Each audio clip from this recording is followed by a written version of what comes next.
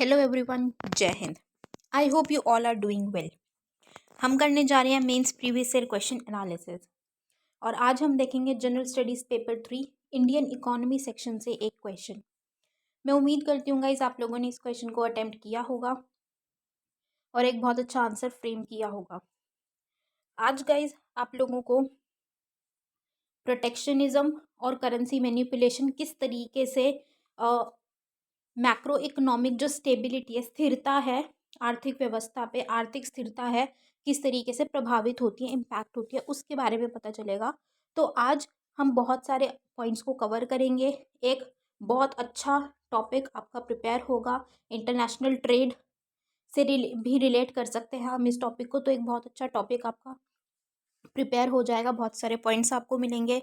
तो आप अपने इकोनॉमी सेक्शन में या जहाँ पे आपने ये आंसर अटेम्प्ट किया होगा वहाँ पे पॉइंट्स को ऐड ऑन कर लीजिएगा, ये आप लोग को फ्यूचर में बहुत हेल्प करेंगे। और अगर आप लोगों को लगता है कि आपके पास कुछ एक्स्ट्रा पॉइंट्स हैं जो ऐड किए जा सकते हैं इस क्वेश्चन में, तो प्लीज़ उनको कमेंट सेक्शन में ज़रूर शेयर कीजिएगा। शुरू करने से पहले गाइज मैं आप लोगों को अपने कोर्सेज़ के बारे में बता दूँ।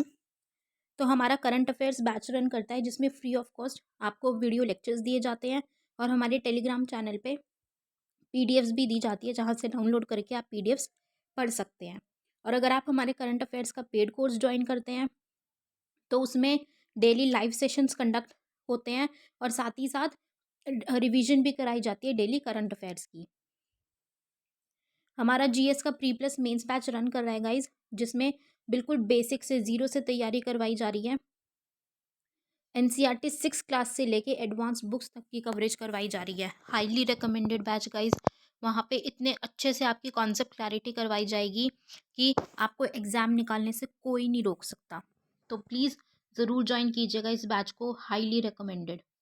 और हमारा मेंस का भी आंसर राइटिंग बैच रन कर रहा है। इसमें एक हमारा फ्री सीरीज़ चल रही है, फ्री बैच है, जिसमें आपको डेली बेसिस पे टेलीग्राम चैनल पे मॉर्निंग में क्वेश्चंस दिए जाते हैं कुछ, और उन क्वेश्चंस का वीडियो एनालिसिस आपको रात को 8 बजे प्रोवाइड कर दिया जाता है। और साथ ही में आप हमारे टेलीग्राम चैनल से उनकी पीडीएफ्स भी डाउनलोड कर सकते हैं, आपको हमारी पीडीएफ्स मिल जाती हैं। और हमारा मेंस आंसर राइटिंग का पेड कोर्स भी लॉन्च हो चुका है जो बहुत जल्द शुरू होने वाला है गाइज।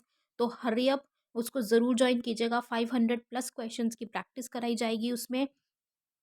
हमारे एक्सपर्ट हैं, बहुत हाईली एक्सपीरियंस्ड फैकल्टी हैं, वो आपकी आंसर कॉपीज़ चेक करेंगे, बेसिक टू एडवांस लेवल तक की आपकी प्रिपरेशन करवाएंगे, आपको गाइड करेंगे, मेंटोर करेंगे, आपको इम्प्रूव करने में हेल्प करेंगे और आपको मेंस रेडी बनाएंगे बिल्कुल। तो इट्स हाई टाइम गाइज, ये बहुत अच्छा टाइम है और पीक टाइम है आंसर राइटिंग स्टार्ट करने का। बिल्कुल देरी ना करते हुए इस कोर्स को ज़रूर ज़रूर ज्वाइन कीजिएगा। ज्वाइन करने के लिए आप नीचे दिए गए नंबर 9713282838 पे वाया व्हाट्सएप और टेलीग्राम आप डिटेल्स ले सकते हैं कोर्सेज़ की और आप कोर्सेज़ को ज्वाइन कर सकते हैं। और इस कोर्स की फ़ीस, जो हमारे मेंस आंसर राइटिंग बैच की फ़ीस है गाइज़, वो बहुत कम फ़ीस है। आपको इतनी कम लिमिटेड फ़ीस में आपको कहीं पे भी बैच नहीं मिलेगा। हमारी फ़ीस सिर्फ 7777 है। इस फ़ीस में आपको कहीं पे भी इतने अच्छे से basic to advance level preparation नहीं होगी और इंग्लिश और हिंदी दोनों ही लैंग्वेजेस में आपकी प्रिपरेशन कराई जाएगी। तो ज़रूर ज्वाइन कीजिएगा गाइज़। तो चलिए शुरू करते हैं अपना आज का सेशन। हमारा आज का क्वेश्चन है, how would the recent phenomena of protectionism and currency manipulations in the world trade affect macro economic stability of India. विश्व व्यापार में संरक्षणवाद और मुद्रा में हेराफेरी की हालिया घटनाएं भारत की व्यापक आर्थिक स्थिरता को कैसे प्रभावित करेंगी। यह question GS3 Indian economy section से आता है और ये क्वेश्चन यूपीएससी ने 2018 में पूछा था। अब हम जब इस क्वेश्चन की बात करते हैं तो हमसे इस क्वेश्चन में क्या पूछा गया है, हमें बोला गया है कि जब हम प्रोटेक्शन की बात करते हैं, प्रोटेक्शनिज्म संरक्षणवाद की बात करते हैं, या जब हम करेंसी में मैनिपुलेशंस करते हैं कुछ अपने बेनिफिट के लिए, ठीक है, ऊपर नीचे हम करते हैं बाकी करेंसी के अकॉर्डिंग, तो या हम बोल दें कि मुद्रा में हेरा फेरी करते हैं जब हम, तो उससे पूरे विश्व स्तर पे, वर्ल्ड लेवल पे ट्रेड किस तरीके से अफेक्ट होता है और ट्रेड अफेक्ट होगा तो उससे इंडिया की आर्थिक व्यवस्था पे क्या किस तरीके की स्थिरता पे प्रभाव पड़ता है, कि किस तरीके से स्थिरता में कमी आती है या कैसे स्थिरता प्रभावित होती है वहाँ पे हमारे भारत की, कि मैक्रो इकोनॉमिक स्टेबिलिटी जो है इंडिया की वो किस तरीके से अफेक्ट होती है, हमें वो बताना है। तो हम बेसिकली इंडिया की स्टेबिलिटी के बारे में बात करेंगे, कि इंडिया की मैक्रो इकोनॉमिक पॉलिसी या फिर ये जो टूल्स हैं, प्रोटेक्शनिज्म है, करेंसी मैनिपुलेशंस हैं, ये किस तरीके से करते हैं इम्पैक्ट, हम थोड़ा सा ओवरव्यू देंगे। उसके बाद हम प्रोटेक्शनिज्म के बारे में बताएंगे, प्रोटेक्शनिज्म क्या है। हम करेंसी मैनिपुलेशन के बारे में बताएंगे कि करेंसी मैनिपुलेशन क्या है, और उसके बाद वो किस तरीके से अफेक्ट करते हैं, हम एक ब्रॉड व्यू लेके उसको एक्सप्लेन करेंगे। एंड में हम कंक्लूड करते हुए अपने आंसर को ख़त्म करेंगे। तो चलिए गाइज स्टार्ट करते हैं अपने क्वेश्चन को। सबसे पहले हमें जो दो फिनोमिना के बारे में बात की गई है, प्रोटेक्शनिज्म और करेंसी मैनिपुलेशन, तो हम पहले ये समझाएंगे, ये बताएंगे कि प्रोटेक्शनिज्म क्या है और करेंसी मैनिपुलेशन क्या है, राइट। तो प्रोटेक्शनिज्म की जब हम बात करते हैं, संरक्षणवाद की जब हम बात करते हैं, तो संरक्षणवाद क्या है?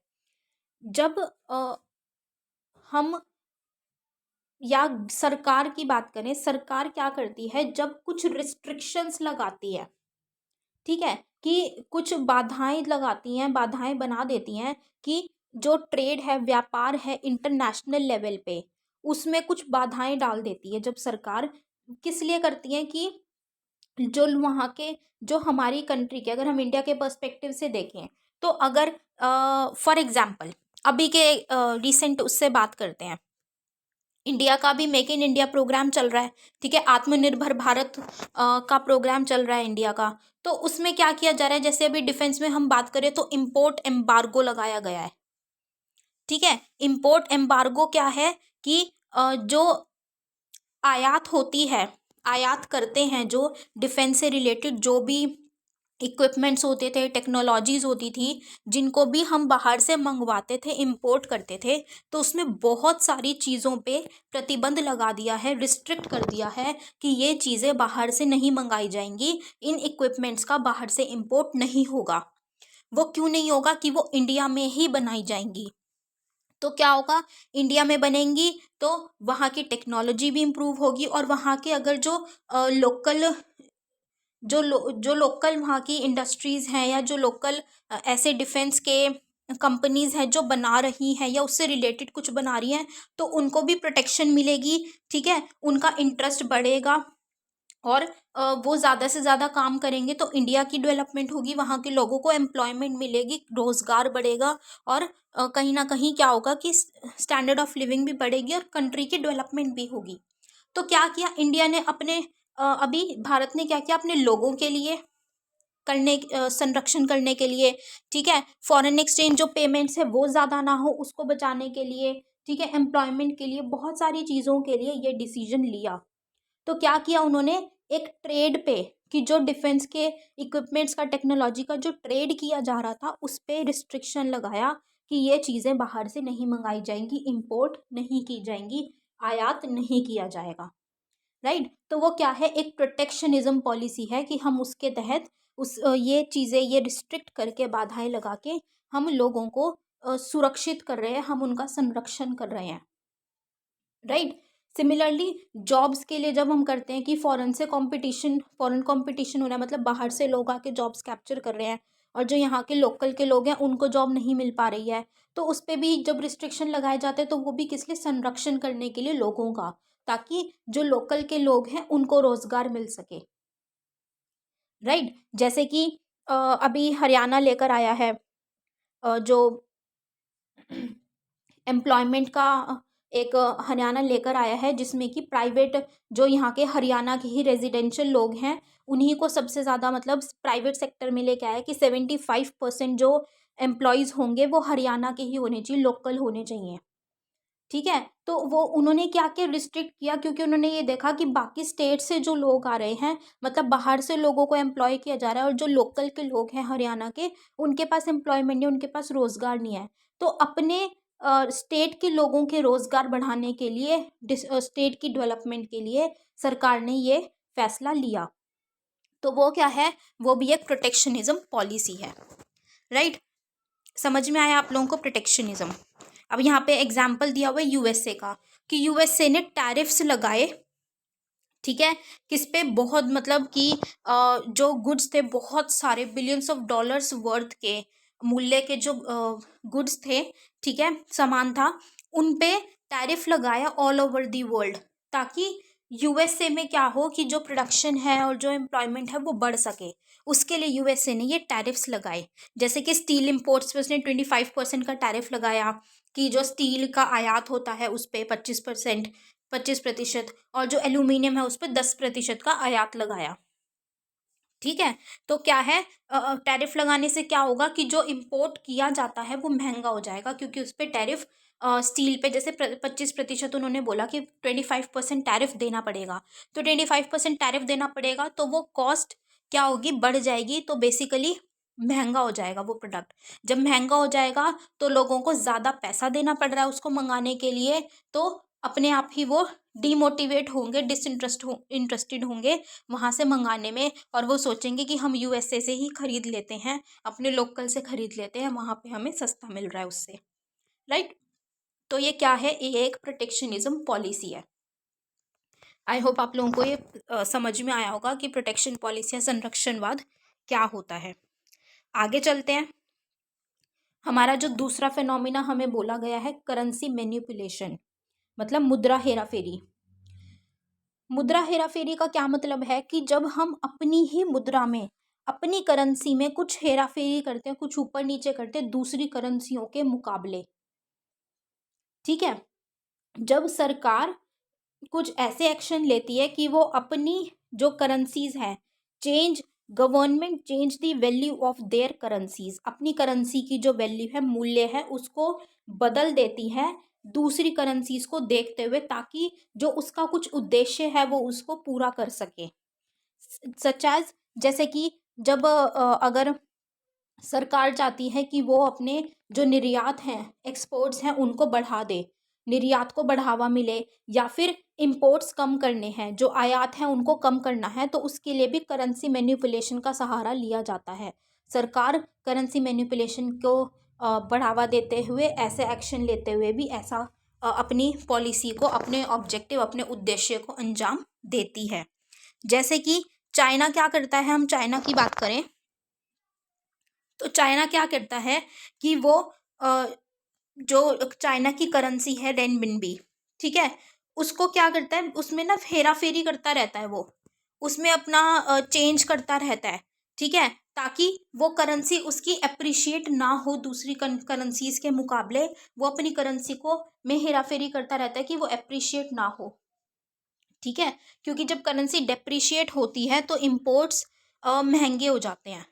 करेंसी डेप्रिशिएट अगर दिखाई जाती है तो वहाँ पे इम्पोर्ट्स जो होते हैं, आयात होता है, वो महंगा हो जाता है। आयात महंगा होने की वजह से क्या होता है कि वही जो अभी हमने पढ़ा था कि जो लोकल जो मंगा रहे हैं या जो लोग इम्पोर्ट्स कर रहे हैं, तो उनको महंगा होता है, इन्फ्लेशन बढ़ता है, तो वो रोकने के लिए इम्पोर्ट्स कम होने लग जाता है। तो उससे क्या होता है कि ज़्यादा से ज़्यादा लोकल में परचेज होने लग जाता है। लोकल जब माल परचेज होता है, लोकल प्रोडक्शन बढ़ती है, डिमांड उठती है, तो ओवरऑल इकोनॉमी भी उठने लग जाती है, इकोनॉमी की डेवलपमेंट होने लग जाती है। तो उसके लिए भी करेंसी को मैनिपुलेट किया जाता है, मुद्रा में हेराफेरी की जाती है, ठीक है। तो ये हमने बात की अपने दोनों फिनोमिना की।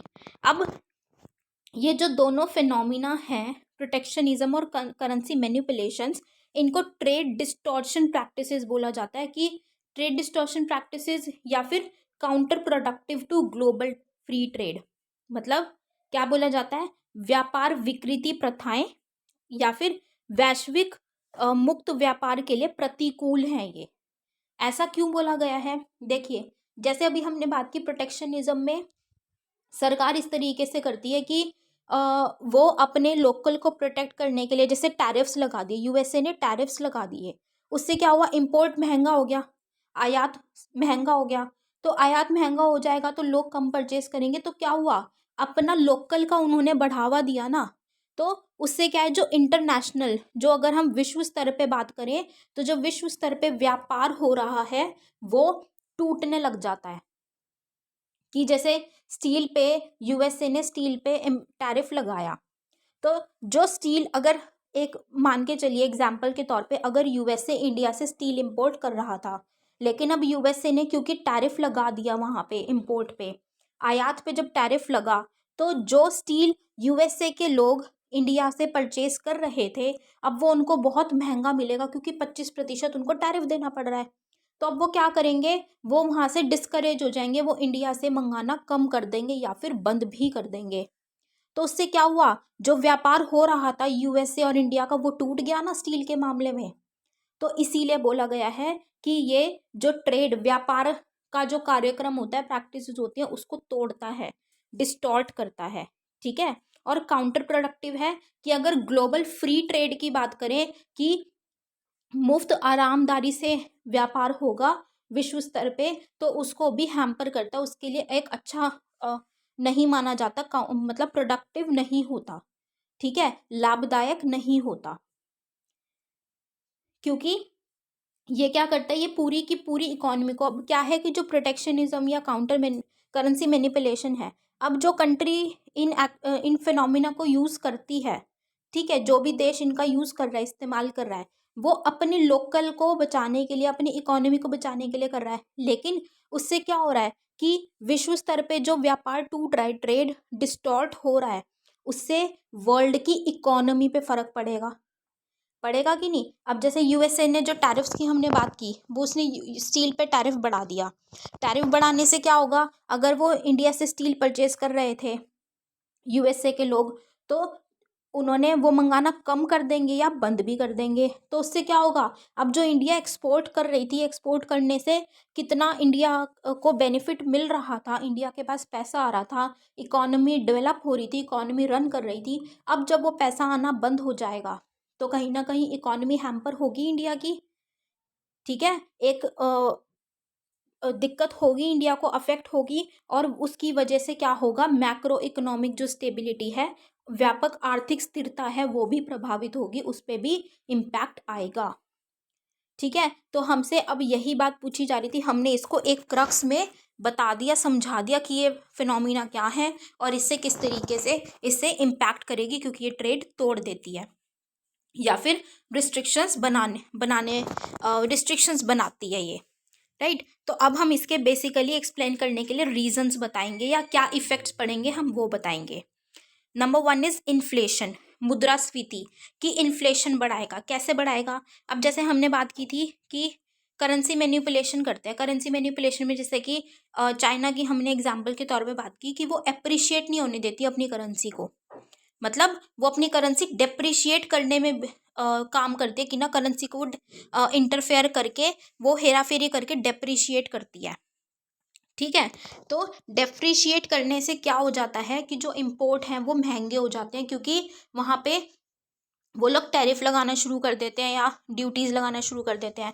तो इम्पोर्ट क्या होता है, आयात महंगा हो जाता है। महंगा होने की वजह से लोग या तो कम परचेज करते हैं या फिर परचेज ही नहीं करते। तो उनकी जो चॉइस है उस पर लिमिट लग जाती है, वो पसंद जो वो मंगाना चाहते हैं, जो मंगाते थे, उस पर उन्हें सोचना पड़ता है, उनको कम करना पड़ता है।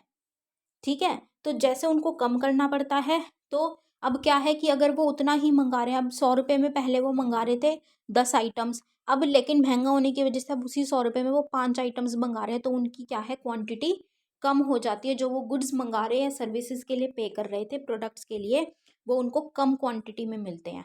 ठीक है, तो उससे क्या होता है, मुद्रास्फीति, इन्फ्लेशन को बढ़ावा मिलता है, इन्फ्लेशन बढ़ने लग जाता है।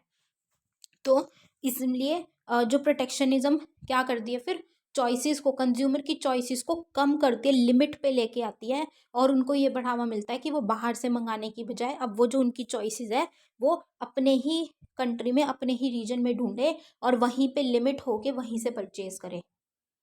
ठीक है, तो इससे क्या है, जो कंपटीशन यहाँ पे एक की फैक्टर की तरह प्ले करता है, कि जो ग्लोबल कंपटीशन है, कि जो प्राइसेस हैं, बहुत सारे गुड्स का, प्रोडक्ट्स का जो अप डाउन होता है, तो वो क्या हो जाता है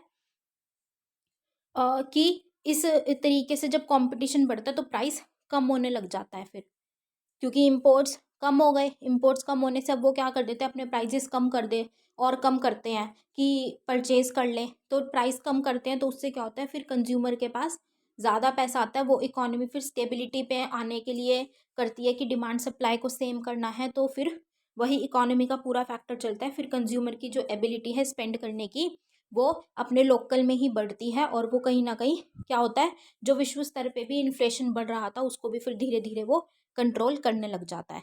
तो इसीलिए क्या होता है, फर्स्ट लेवल पे अगर हम ये पॉलिसीज़ को अपनाते हैं तो इन्फ्लेशन हमें देखने को मिलता है, मुद्रास्फीति होती है, पहला इफेक्ट।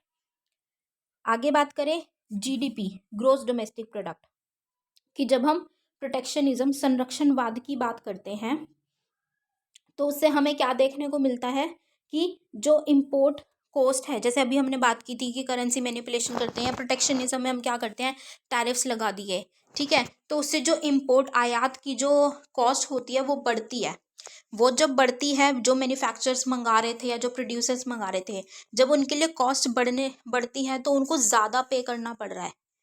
अब पहले जो जिस चीज़ के लिए फॉर एग्जांपल वो 100 रुपये पे कर रहे थे, अब उसी चीज़ के लिए उनको 150 रुपये देने पड़ रहे हैं।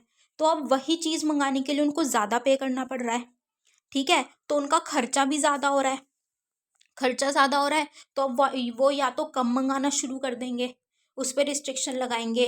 तो बेसिकली क्या हो जाता है कि उनको ज़्यादा पे करना पड़ रहा है, वो कम मंगाएंगे तो फिर वो कम प्रोडक्शन करेंगे, ठीक है। तो उससे कहीं ना कहीं जीडीपी पे फर्क आता है, और जो हमारी रियल जीडीपी है, वास्तविक जो जीडीपी है, वो कम होने लग जाती है, उसमें कमी देखने को मिलती है हमें, ठीक। नेक्स्ट इज एम्प्लॉयमेंट, रोजगार की जब हम बात करते हैं, कि अभी हमने बात की थी कि सिर्फ जैसे हम ट्रेड की प्रैक्टिसेस हैं, तो सिर्फ ट्रेड पे ही ऐसा नहीं है कि ट्रेड पे ही रिस्ट्रिक्शंस लगाते हैं, कई बार जॉब पे भी, एम्प्लॉयमेंट के तौर पे भी हम रिस्ट्रिक्शन लगाते हैं। जैसे हमने हरियाणा के एग्जांपल की बात करी थी कि हरियाणा में क्या किया गया कि प्राइवेट सेक्टर में 75% लोकल पीपल के लिए ही बोल दिया गया। आई थिंक उन्होंने शायद उसका क्राइटेरिया शायद 30,000 रखा था, आई थिंक सो। ऐसा ही कुछ उन्होंने कि जो 30,000 तक की जॉब्स हैं वो 75% लोकल पीपल को ही दी जानी चाहिए, बाहर के दूसरी स्टेट के लोगों को नहीं देनी है। तो क्या है कि वो वहाँ पे, अब उससे नुकसान क्या होगा इससे, कि जो हरियाणा के लोकल पीपल हैं, इंडस्ट्रीज़ हैं या जो एमएनसीज हैं, ठीक है, मल्टीनेशनल कंपनीज हैं, वो पहले जिन स्किल्ड, जो हाईली क्वालिफाइड और जो स्किल्ड मैनफोर्स थी, स्किल्ड लोग थे, उनको एम्प्लॉय कर रही थी, उनको अपॉइंट कर रहे थे काम के लिए। लेकिन वो लोग क्योंकि बाहर के हैं तो अब वो उनको अपॉइंट नहीं कर सकते, लेकिन जो लोकल पीपल वो अपॉइंट करना पड़ेगा उनको, वो लोकल पीपल हो सकता है उतने स्किल्ड हो ही ना। अगर उनको वो मैचिंग स्किल्स लोकल पीपल में नहीं मिल पा रही है, तो क्या वो इंडस्ट्री के लिए या वो एमएनसी के लिए नुकसानदायक है कि नहीं है। तो वो एमएनसी वहाँ से अपना बिजनेस वाइंड अप करना शुरू कर देगी, क्योंकि उनको वो प्रॉफिट या उनको वो बेनिफिट आ ही नहीं पा रहा, जो बेनिफिट उनको हो रहा था या जो बेनिफिट वो चाहते थे। तो वो वहाँ से वाइंड अप करना शुरू कर देगी। तो जब एमएनसी चली जाएगी तो वहाँ पे प्रोडक्शन भी रुक जाएगी, प्रोडक्शन रुक जाएगी, वहाँ पे जो एक्चुअल में लोगों को एम्प्लॉयमेंट मिल रही थी वो भी ख़त्म हो जाएगी, क्योंकि वो कंपनी ख़त्म हो गई है, उन्होंने वहाँ से बिजनेस ही हटा लिया। तो क्या होगा, बहुत तरीक़ों से वो एम्प्लॉयमेंट भी ख़त्म हो जाएगी। तो जो वहाँ पे ऑलरेडी कुछ लोकल लोगों को जॉब मिल रखी होगी, वो मिले हुए लोकल लोगों की जॉब भी चली जाएगी, और जो बाहर के लोगों की एम्प्लॉयमेंट थी वो भी चली जाएगी। तो इससे क्या हुआ, ओवरऑल अनएम्प्लॉयमेंट बढ़ी, ग्रोथ पे भी इफेक्ट आया, लोगों की जो लिविंग कंडीशंस है वो पुअर होने लग जाएंगी, ठीक है, और रोज़गार ख़त्म हो जाएगा उनके लिए, राइट। तो ये भी एक चिंताजनक बात है, हमें सोचने की बात है, इस तरीके से वो इम्पैक्ट करता है। नेक्स्ट हम बात करें इंडस्ट्रियल ग्रोथ, औद्योगिकी विकास के बारे में, कि जैसे जो इन्फेंट इंडस्ट्री होती है, मतलब जो अभी अभी नई नई बनी हुई इंडस्ट्रीज़ हैं, ठीक है, तो उन इंडस्ट्रीज़ को क्या चाहिए होता है, उनको अच्छी टेक्नोलॉजी चाहिए, क्योंकि वो नई नई एस्टैब्लिश हुई है, तो उनका अच्छा प्रोडक्ट बनाना है अपने आप को अच्छा करने के लिए, ठीक है, मार्केट कैप्चर करने के लिए, नए सॉल्यूशंस, नए आइडियाज़ लेके आने हैं, इनोवेटिव चीज़ें लेके आनी है, ठीक है। तो उनको इन्वेस्टमेंट करनी पड़ेगी, टेक्नोलॉजी लानी पड़ेगी। लेकिन अगर इस तरीके से रिस्ट्रिक्शंस लगा दिए जाएंगे, मान लीजिए कि जो टेक्नोलॉजी चाहिए वो बाहर से इम्पोर्ट कराई जा वो सोच रहे हैं हम बाहर से इंपोर्ट करा लेंगे तो हम बहुत अच्छी चीज़ एक बना सकते हैं, बहुत अच्छी आइटम, कुछ इनोवेटिव चीज़ बना सकते हैं। लेकिन क्योंकि प्रोटेक्शनिज्म पॉलिसी लगा दी, इम्पोर्ट पे रिस्ट्रिक्शंस लगा दी है, तो वो जो इंडस्ट्री है वो बाहर से नहीं मंगा पा रही है। तो उससे क्या होगा कि वो जितना एफिशिएंटली वर्क कर सकती थी, वो उतना एफिशिएंटली वर्क नहीं कर पाएगी। तो उससे क्या हुआ, इंडस्ट्री की ग्रोथ रुक जाएगी, राइट। तो इंडस्ट्री की ग्रोथ रुकेगी तो वहाँ पे जो जितनी एम्प्लॉयमेंट क्रिएट कर सकती थी वो एम्प्लॉयमेंट भी क्रिएट नहीं होगी। ठीक है, नेक्स्ट बात करते हैं हम करंट अकाउंट डेफिसिट की, चालू खाता घाटा, कि करंट अकाउंट पे भी डेफिसिट होगा। किस तरीके से, कि पहले मान लीजिए बहुत एक्सपोर्ट हो रहा था, एक्सपोर्ट होने से क्या हो रहा है, हमारे पास करेंसी आ रही थी, ठीक है, हमारा जो इकोनॉमी बेस था वो बढ़ रहा था। लेकिन अगर इस तरीके से रिस्ट्रिक्शंस लगा दिए जाएंगे प्रोटेक्शनिज्म की पॉलिसी के थ्रू, या मान लीजिए करेंसी मैनिपुलेशन कर दी, करेंसी डिप्रिशिएट करने पे काम किया, तो क्या होगा, जो भी गुड्स एक्चुअल में जो फ्री फ्लो ऑफ सप्लाई हो रहा था गुड्स का, तो वो रुक जाएगा, क्योंकि रिस्ट्रिक्शंस लगा दी गई, रिस्ट्रिक्शंस इम्पोज कर दी।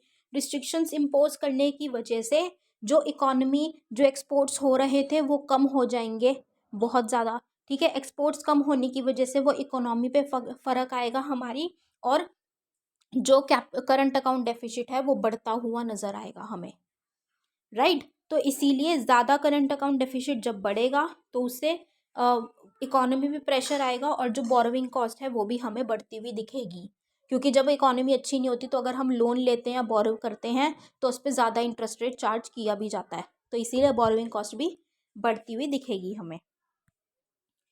तो ये हमारे वो पॉइंट्स थे, इनके इन फिनोमिना से क्या इफ़ेक्ट आ सकता है, क्या क्या दिक्कतें, क्या क्या इफ़ेक्ट हमें अपनी इकोनॉमी की स्टेबिलिटी पे, मैक्रो इकोनॉमिक स्टेबिलिटी पे, आर्थिक व्यवस्था पे, स्थिरता पे देखने को मिलता है, ठीक है। और किस तरीके से विश्व स्तर पे, ग्लोबल बेसिस पे ट्रेड हैम्पर होता है, किस तरीके से ये फ्री ट्रेड को इम्पैक्ट करती है। सो एट दी एंड हम इसको कंक्लूड करते हुए बताएंगे कि प्रोटेक्शनिज्म और करेंसी मैनिपुलेशंस जो की जाती हैं वो बेशक से जो आने वाला फ्यूचर है उसके लिए एक बाधा ना हो, क्योंकि अभी वो किया जा रहा है तो अभी की स्थिति को देख के किया जा रहा है कि लोकल बिजनेस को प्रमोट करने की ज़रूरत है, लोकल लोगों को प्रमोट करने की ज़रूरत है, एम्प्लॉयमेंट प्रमोट करने की ज़रूरत है लोकल पीपल के लिए। तो अभी के लिए वो अच्छे के लिए किया जा रहा है, बेटरमेंट का देखते हुए किया जा रहा है। तो इसीलिए वो ऐसा हो सकता है कि वो आने वाले टाइम के लिए, फ्यूचर के लिए वो एक बाधा ना बने, एक अच्छा साबित हो। तो इसीलिए ये ज़रूरी है कि इंडिया इस पे थोड़ा सा देख के चले, जो भी काम है बहुत वो कहते हैं ना, फूक फूक के कदम रखना, कि अगर इन फिनोमिना के थ्रू चलते हैं तो ऐसा ज़रूरी नहीं है कि अच्छा ही होगा, या ऐसा ज़रूरी नहीं बुरा होगा। तो एक मेंटालिटी से, एक स्ट्रैटेजी से, बहुत आराम से सोच समझ के, फूक फूक के कदम रख के हमें चलना पड़ेगा इन फिनोमिना के साथ।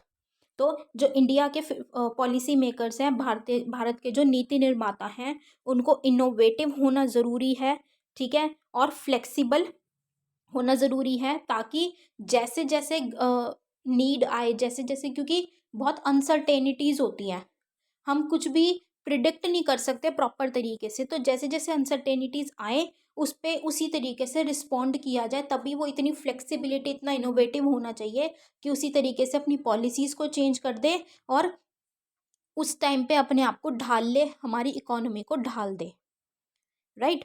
सो आई होप गाइज आप लोगों को ये एनालिसिस अच्छा लगा होगा, आप लोगों को बहुत सारे पॉइंट्स मिले होंगे जो आप लोग अपने आंसर में लिख सकते हैं। So with this we end up this session here. जाने से पहले गाइज मैं आप लोगों को अपने कोर्सेज के बारे में बता दूं, तो हमारा करंट अफेयर्स बैच रन करता है जिसमें वीडियो लेक्चर्स प्रोवाइड किए जाते हैं और पीडीएफ्स हमारे टेलीग्राम चैनल पे फ्री ऑफ कॉस्ट दिए जाते हैं। और हमारा पेड कोर्स अगर आप लेंगे करंट अफेयर्स का तो आपको डेली लाइव डाउट सेशंस लिए जाते हैं, प्लस रेगुलर रिवीजन भी करवाई जाती है करंट अफेयर्स की। फिर हमारा जीएस का बैच रन कर रहा है, प्री प्लस मेंस बैच है गाइस, बिल्कुल जीरो से तैयारी करवाई जा रही है, हाईली रिकमेंडेड बैच।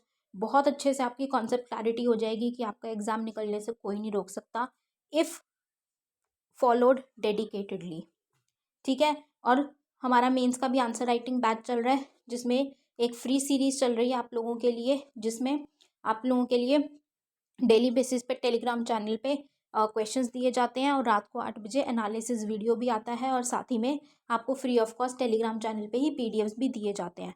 और अगर आप पेड कोर्स हमारा मेंस आंसर राइटिंग का लेते हैं, जो कि बहुत ज़्यादा अच्छा कोर्स है, ज़रूर ज्वाइन करना चाहिए। उसमें 500+ क्वेश्चंस की प्रैक्टिस कराई जा रही है।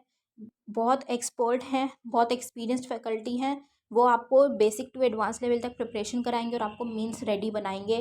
तो ज़रूर ज़रूर ज्वाइन कीजिएगा गाइज। ज्वाइन करने के लिए आप नीचे दिए गए नंबर 9713282838 पे वाया व्हाट्सएप और टेलीग्राम टेक्स्ट करके आप डिटेल्स ले सकते हैं और कोर्सेज को ज्वाइन कर सकते हैं। So thank you so much guys, have a great day ahead. जय